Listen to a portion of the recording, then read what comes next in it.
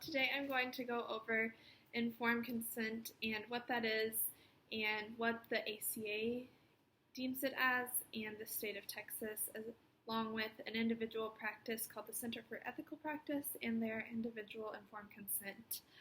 According to ACA, informed consent is required for all counselors to provide to all clients. It is a form that entails all of the information that will be provided in the services, and it gives the client the opportunity to decline or accept services with that provider if they feel comfortable.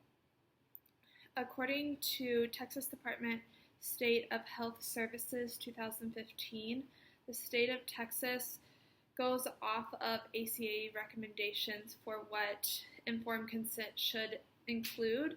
Some of the main points that it needs to include are the fees and payments, purpose, goals, and techniques, the limits of confidentiality, the intent to use another individual for treatment or intervention, the name, address, and phone number for the reporting board if a client has any violations, and to inform the client in the form of writing if any of the changes to the items stated in the informed consent change.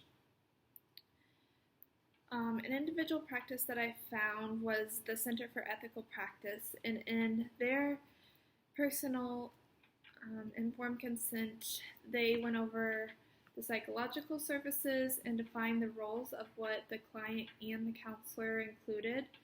They provided the risks of psychotherapy, and they explained that in the first 2 to 4 sessions, it will just be evaluations.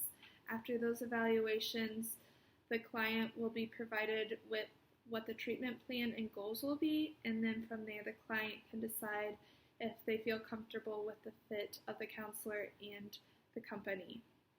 In their informed consent, they also go over the frequency and duration of the appointments and their cancellation policy.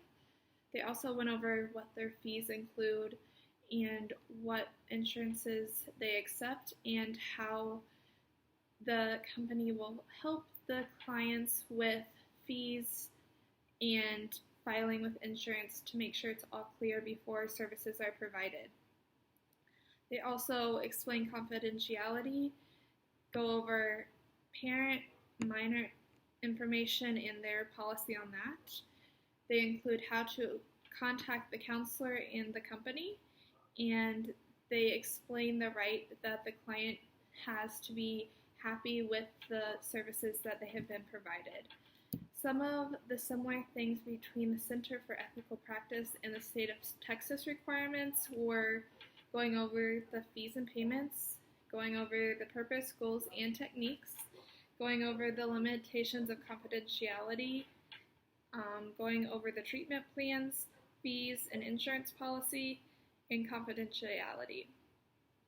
One thing that I found really interesting was in the Center of Ethical Practice, they deem that they do not accept minors under the age of 13, and they only accept minors 14 and over if it is agreed upon between the guardian and the minor that the counselor will provide some information to the guardian based on the agreement with the minor. So I think it's really interesting how the practice can deem the age group which they accept and make it acceptable for the parent, client, which is a minor, and the counselor profession. Thank you so much.